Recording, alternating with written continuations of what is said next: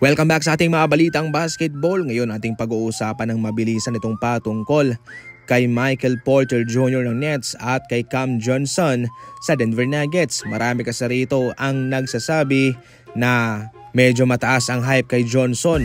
Maganda ang kanyang numerong ibinibigay sa Nets pero sa ngayon mababa, 7 points lamang ang kanyang ina-average.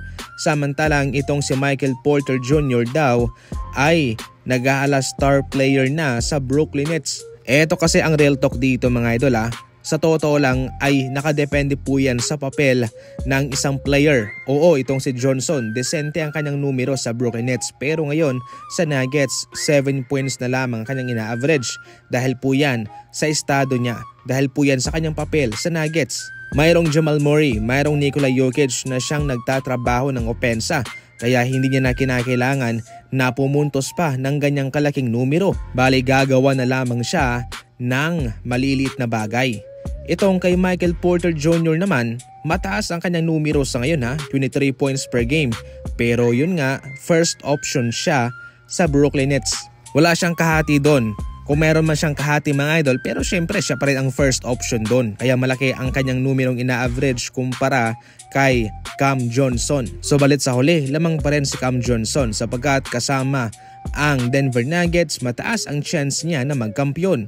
Samantalang si Michael Porter Jr. kasama ang Brooklyn Nets, napakababa lamang po ng kanilang chance na magkampiyon. So there you have it, nakadepende po yan sa kanilang papel na ginagampanan, sa kanilang kupunan. Samantala sa season na ito mga idol, ito po ang kinikita sa ngayon ng 5 players na ito. Una, kay LeBron James, kumikita po siya sa season ito ng nasa 132 million. 52 million noon sa kanyang sweldo samantalang 80 million sa mga sponsorship. Si Stephen Curry naman ay umuwi ng nasa 109 million. 59 million sa kanyang sweldo at 50 million naman sa mga endorsement.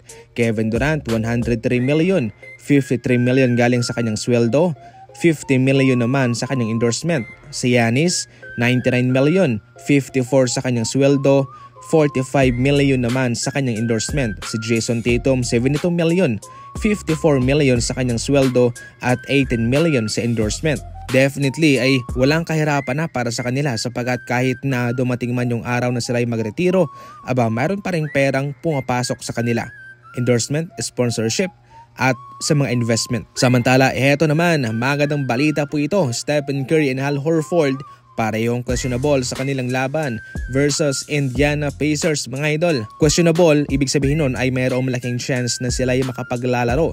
Medyo gumanda na itong pakiramdam na Stephen Curry sa kanyang lagnat at kailangan po ng Golden State Warriors ang kanyang presensya para sila ay makabangon na sa mga masalimuot na mga pagkatalong ito.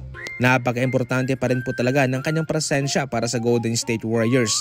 Si Jimmy Butler ay nahihirapan din po siya. Kaya sa ngayon mga idol, isa itong magandang balita para sa mga fans ng Golden State sapagkat makakalaro na si Stephen Curry.